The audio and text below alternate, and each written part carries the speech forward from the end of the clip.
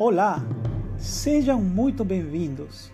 Uma das profecias da Bíblia, que já foi tema de várias novelas e filmes e que enche o imaginário popular de pânico e calafrios, é o famoso Armagedon, a batalha final entre Deus e Satanás. Muitos, através dos séculos, já tentaram especular sobre como seria essa batalha, cujo desfecho terá consequências no céu e na terra.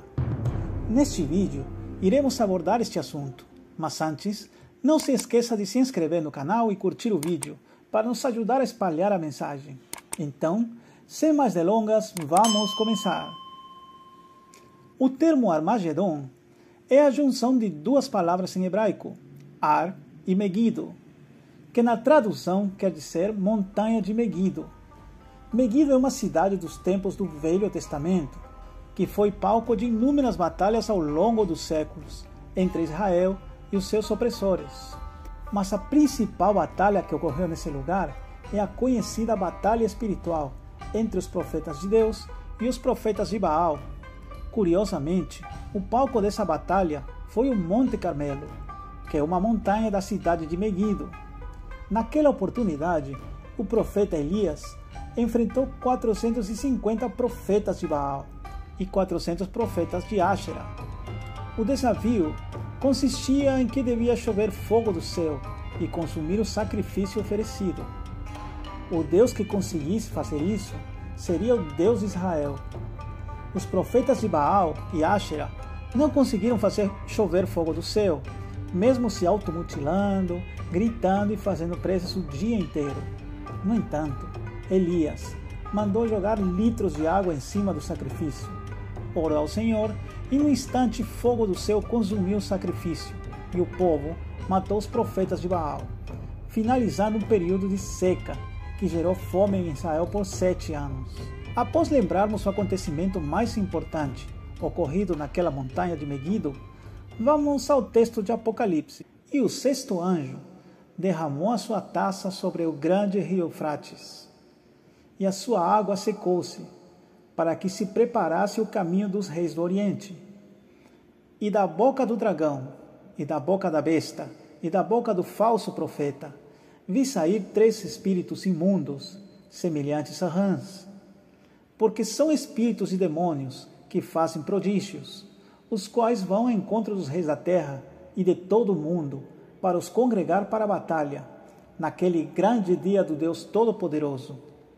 Eis que venho como ladrão. Bem-aventurado aquele que vigia e guarda as suas roupas, para que não andem e não se vejam as suas vergonhas. E os congregaram no lugar que em hebreu se chama Armagedon. Apocalipse 16, 12, 16. Muitos, ao analisar esse trecho, concluem que aqui se fala num secamento literal do rio Eufrates para facilitar a passagem de forças militares. Alguns colocam uma guerra entre Israel e as nações árabes. Outros colocam uma coalição de tropas de nações ocidentais aliadas a Israel contra tropas árabes aliadas a países orientais, convocados pelos 3 espíritos imundos. Enfim, há inúmeras teorias sobre como seria esta guerra. Uma guerra como nunca teria havido no planeta. E no meio dessa guerra apareceria Cristo para liderar as forças do bem, neste caso Israel, e destruir as tropas do mal. Olhando sem ter em consideração o forte conteúdo simbólico presente nesses textos, realmente parece fazer sentido. Mas que tal olharmos de uma forma mais profunda para o texto? Não há nenhuma guerra ou batalha relatada no capítulo inteiro. O que é mostrado é a ação dos espíritos imundos, ajuntando os reis da terra para tentar se opor a Deus. Ou seja, o Armagedon não se trata precisamente de uma guerra ou batalha, e sim do diabo reunindo as suas forças para enfrentar o conflito final. Essa destruição final dos ímpios é relatada somente em Apocalipse 19, a partir do verso 11. Estas cenas representam o desfecho da segunda vinda do nosso Senhor Jesus.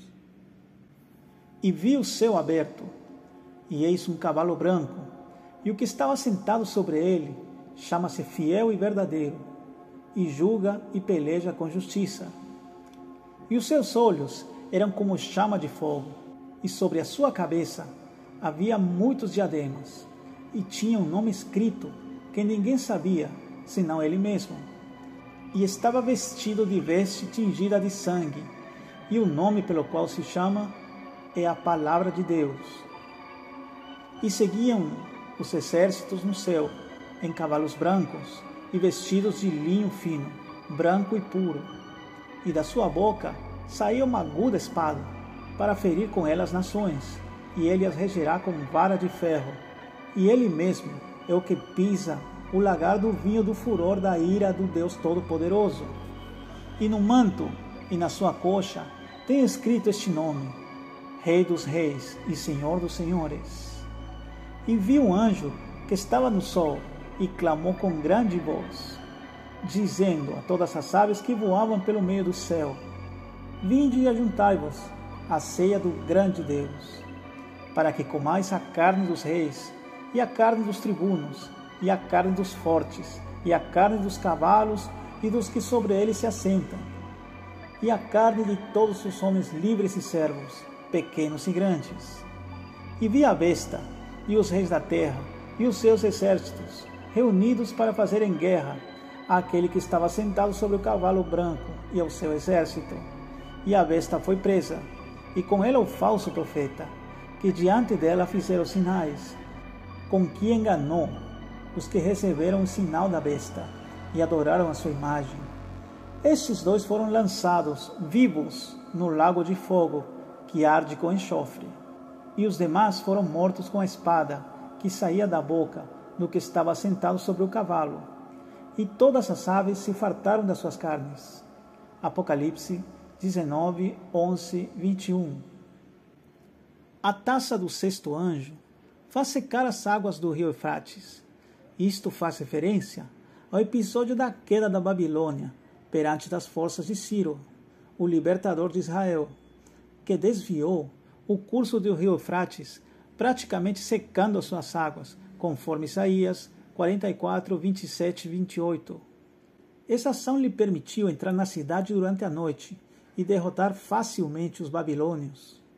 Isso nos tempos de Ciro faria sentido, pois a maior parte dos soldados marchavam a pé e a cavalo.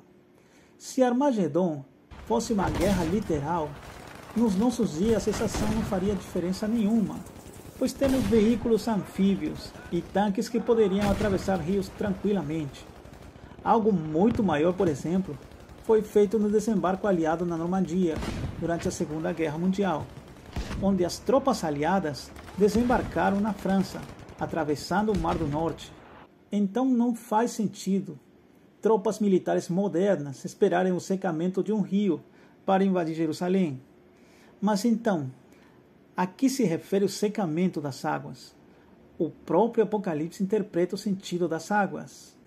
E disse-me: as águas que viste, onde se assenta a prostituta, são povos e multidões e nações e línguas.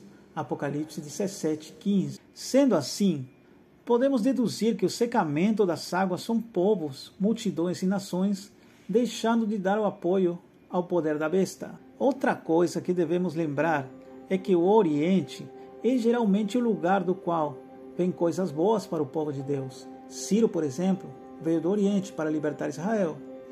Deus plantou o jardim do Éden no Oriente. Jesus volta como um raio que sai do Oriente, etc. Tendo em vista isto, podemos concluir que o Armagedon não é nenhuma guerra física entre nações, como muitos acreditam. O Armagedon é o ajuntamento de forças para uma guerra espiritual que termina com a segunda vinda do nosso Senhor Jesus, retribuindo a cada um segundo a sua obra. Assim como Ciro secou o rio Eufrates e destruiu a Babilônia, libertando o povo de Deus, Jesus secará as águas que sustentam a Babilônia espiritual, a destruirá e libertará o Israel espiritual, a Igreja de Deus. Bom, até aqui chegou o vídeo de hoje. Se gostou, se inscreva no canal e compartilhe esta informação nas suas redes sociais. Um grande abraço e até a próxima. Tchau!